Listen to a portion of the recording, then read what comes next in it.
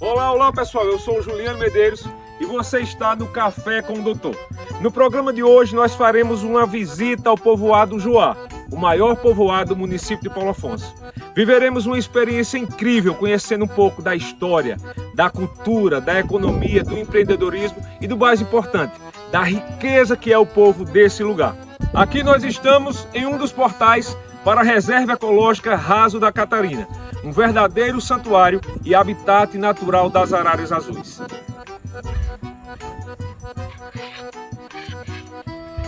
O Juá foi abençoado pelo Criador com terras férteis, belezas naturais, riquezas culturais e um povo encantador, arretado de bom. E como dizem por aqui, no Juá é diferente. Simbora tomar um café! Sertão raso da Catarina, você me ensina a sobreviver ao sol. Sertão dos meus olhos, menina. A caminho do povoado Juá, a nossa primeira parada é no povoado Salgadinho. E para nos conduzir ao longo dessa incrível viagem cultural, nós receberemos dois amigos. O amigo João de Souza Lima, historiador e escritor. Obrigado, professor, pela presença, por ter aceitado o nosso convite. É um prazer. E o amigo Oscar Silva, cantor e compositor. É muito bom estar com vocês aqui. E aí eu gostaria, para começar essa nossa viagem, que o senhor nos falasse um pouquinho desse local. Nós estamos aqui no povoado Salgadinho, e esse foi um povoado que teve muita história, ligação com o cangaço. Esses escombros aqui foi da cangaceira Lídia, que é uma cangaceira que todo mundo que estuda o cangaço conhece, foi a mulher mais bonita do cangaço. Olha aí. Mas a gente não tem fotografias dela que comprovem isso, mas os depoimentos de quem a conheceu conta que marcou esse período do cangaço no Brasil. Professor, eu digo sempre que um povo em que não preserva a sua história e a sua cultura é um povo fadado a sofrer de uma das piores demências, que é a demência cultural. Perda de identidade e perda da sua própria história. E isso é um risco para o futuro das próximas gerações. Professor Oscar, qual a sua expectativa para essa nossa viagem de hoje? Primeiro, é um prazer estar aqui ao seu lado, também compondo esse momento especial e histórico da nossa região. E como músico e compositor, a gente costuma, por onde passa assim, a mente tem facilidade e é uma mente fértil, e daqui a gente não sai com a mente vazia. Vamos tentar construir musicalmente uma história dentro desse padrão aqui, para posteriormente, em outro vídeo, a gente expor esse material. Muito bem, professor. Lampião, Maria Bonita e o seu bando, eles passaram por aqui, deixaram marcas e deixaram histórias que nós iremos contar. Com certeza.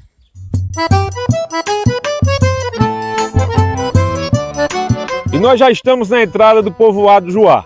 Para nos receber, uma prata da casa. Um jovem, talentoso, cantor, compositor, digital influencer e o que mais? É o Giovanni Araújo. Você me enganou, só me iludiu e mexeu com meus sentimentos.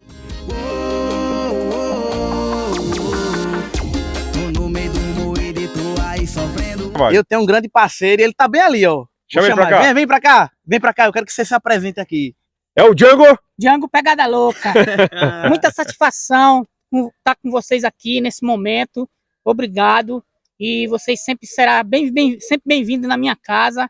Muito bem, muito Obrigado. bem.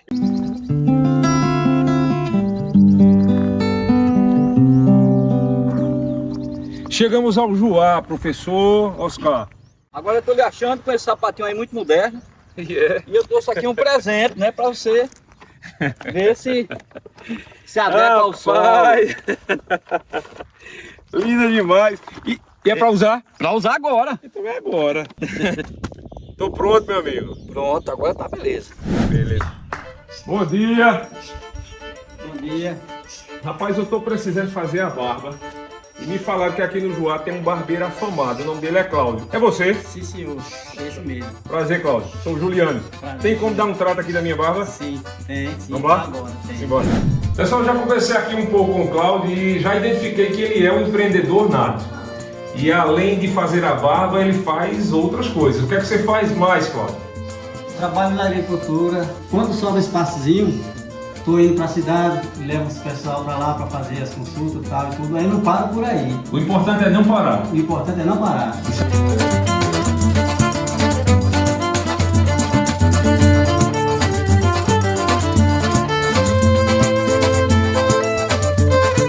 Nossa, amigo, tudo bem? Prazer. Seu Alberto, satisfação, seu Alberto. Está aqui, é um grande historiador. É dos primórdios da nossa Primórdio. história, Joá. Tem muita história. Tem muita história. Nós viemos aqui para ouvir vocês. Inclusive, tem a história contada no livro, verso, no livro, que ele realmente foi o autor da história. Dona Ivanilde, durante a nossa conversa, eu já percebi a sua preocupação com a história do lugar. Então eu pergunto para a senhora, qual a importância desse bebedouro aqui para o Juá, na história do Juá? Olha, hoje talvez as pessoas não vejam com tanta importância. Talvez seja assim, é invisível. Mas para quem viveu, nasceu aqui há muitos anos, teve uma grande importância. Porque era esse bebedouro que matava a sede dos animais, das famílias em tempo de estiagem.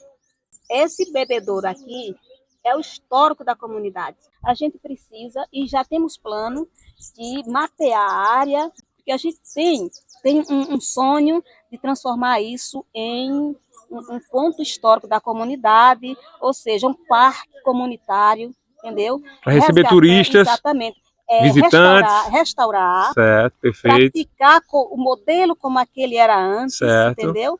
E dali ter história para contar para a nova geração de onde veio o Juá. Como foi, né? Como é que acontece até hoje a participação das mulheres, né, no empreendedorismo e na economia aqui no Juá? Pois é, eu acho que a história do Juá, desde o seu princípio, teve uma participação significante das mulheres. Ela cultivava junto com eles, tocava os animais, junto com os filhos, sempre estava junto, levando os filhos. Elas tinham uma criatividade que tudo que ela produzia, ela levava para a feira para vender. A feira de onde? A feira de Paulo Afonso. Feira de Paulo Afonso. Então, o empreendimento aqui dentro do Juá já iniciou há muitos anos. Porque o que cultivava, o que colhia, deixava uma parte para comer e a outra parte levava para a feira para comprar o açúcar, para comprar o arroz, aquilo que não produzia na comunidade. A nossa origem, que esperamos ainda resgatar um dia, que era a mandioca. Era um ponto muito forte, aqui tinha 9 casas de farinhas, produzia o sergipano. Ele pegava a mandioca daqui, a farinha daqui, para ele revender lá.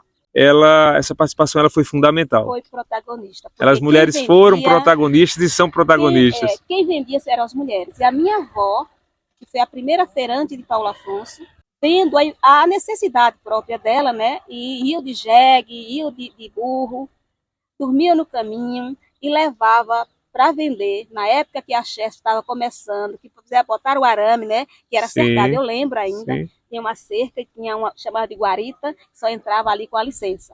As primeiras coisas que ela levava, que era o que tinha, ela levava o beiju, que a gente fazia nas casas de farinha, levava o café e levava o ovo das galinhas, levava tudo isso para poder vender ali. Sendo que quem comprava era os funcionários, que eram os peão da época. E aí foi indo ela primeiro, depois aqueles mais velhos foram vendo, copiando. Quer dizer, um dava a mão para o outro. Porque parece assim, e o de bando. Teve essa época, aí foi construindo aquela feira. Um ia aparecendo, outro ia aparecendo. Então a história da feira livre em Paulo Afonso está intimamente ligada ao Juá. As mulheres do Juá. Incrível. Aí depois veio a outra geração, que já foi parte da minha mãe. Aí já foi vindo os carros, caminhão, quer dizer, primeiro carro, elas deram força para alguém comprar o carro, aí ia todo mundo de bando naquele carro, aí o motorista também já ia crescendo, comprando caminhão, e foi indo, e cada um teve assim, aquela união comunitária entre, foi chegando o ônibus, compraram o ônibus para as mulheres ir para a feira, depois compraram o caminhão para as mulheres ir para a feira, e isso ia gerando também, circulando, a economia dentro da comunidade para a própria comunidade. Por isso que chegou o que está hoje. Mas que hoje, não sei, todos estão mais naquela ênfase da TV, do que se passa lá, do que vê fora. Às vezes esquece até suas raízes, né?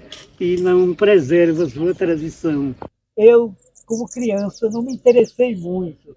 Mas a minha avó, ela sabia muita coisa da história do cangaço, né? E assim nós encerramos a nossa conversa aqui com Dona Ivanilde e com o seu Alberto. E agora vamos seguir viagem. Passar na casa de Dona Pedra e conhecer os seus fuxicos é com certeza um patrimônio da nossa cidade. Além de conhecer essa linda arte, você também pode conversar um pouco e ouvir as encantadoras histórias que Pedra tem para contar. Pra sair agora. Tá indo certo? Tá.